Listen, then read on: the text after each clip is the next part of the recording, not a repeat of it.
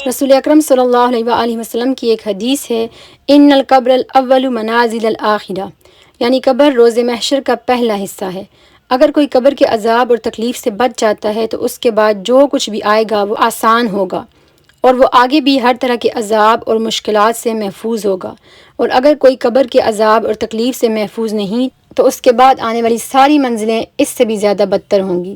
رسول اکرم صلی اللہ علیہ وآلہ وسلم ہمیں بتاتے ہیں کہ جب کوئی قبر میں جاتا ہے تو وہ اپنے ساتھ 3 چیزیں لے کے جاتا ہے، ان میں سے ایک اس کے ساتھ قبر میں ہی رہتی ہے اور باقی کے 2 واپس آ جاتے ہیں۔ رسول اکرم صلی اللہ علیہ وآلہ وسلم نے فرمایا، تمہاری فیملی اور جائیداد یا دولت واپس آ جاتے ہیں اور صرف تمہارے اعمال تمہارے ساتھ قبر میں رہ جاتے ہیں، تمہارے اچھے یا برے اعمال، کیونکہ آپ کے اعمال ہی اس بات کا فیصلہ کریں گے کہ آپ کا ٹھکانہ کہاں ہوگا اور آپ کے ساتھ قبر میں کیا ہونے والا ہے۔ رسول اکرم صلی اللہ علیہ وسلم ہمیں بتاتے ہیں کہ مردہ لوگ ایک دوسرے سے ملاقات کرتے ہیں اور ایک دوسرے کو ملنے قبروں میں جاتے ہیں۔ جیسے ہم دنیا میں ملتے ملاتے ہیں، اسی طرح مرنے کے بعد بھی مردے ایک دوسرے سے ملتے جلتے رہتے ہیں۔ رسول صلی اللہ علیہ وسلم نے فرمایا، جب آپ اپنے مردوں کو دفنائیں تو ان کے لیے بہت اچھا کفن بنائیں، ان کو خوشبو لگائیں اور انہیں پریزنٹیبل بنائیں، کیونکہ قبر کے لوگ یتزاورون یعنی ایک دوسرے کو ملنے آتے جاتے ہیں، ایک دوسرے سے ملاقات کرتے ہیں۔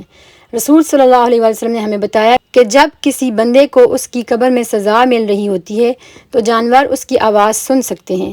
حضرت عائشہ رضی اللہ تعالی عنہا فرماتی ہیں کہ ایک مرتبہ 2 یہودی خواتین میرے گھر آئیں مدینہ میں، کیونکہ وہ ان کی ہمسائی تھیں، اور انہوں نے مجھے کہا کہ مردہ لوگوں کو قبر کے اندر سزا ملتی ہے۔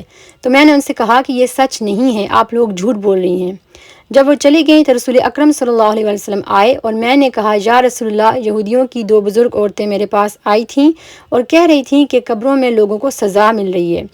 رسول صلی اللہ علیہ وسلم نے فرمایا، صدقتا، وہ سچ کہہ رہی تھیں، قبر میں لوگوں کو سزا ملتی ہے اور اس وقت تک سزا ملتی رہتی ہے جب تک کہ جانور ان کی آوازیں نہ سن لیں۔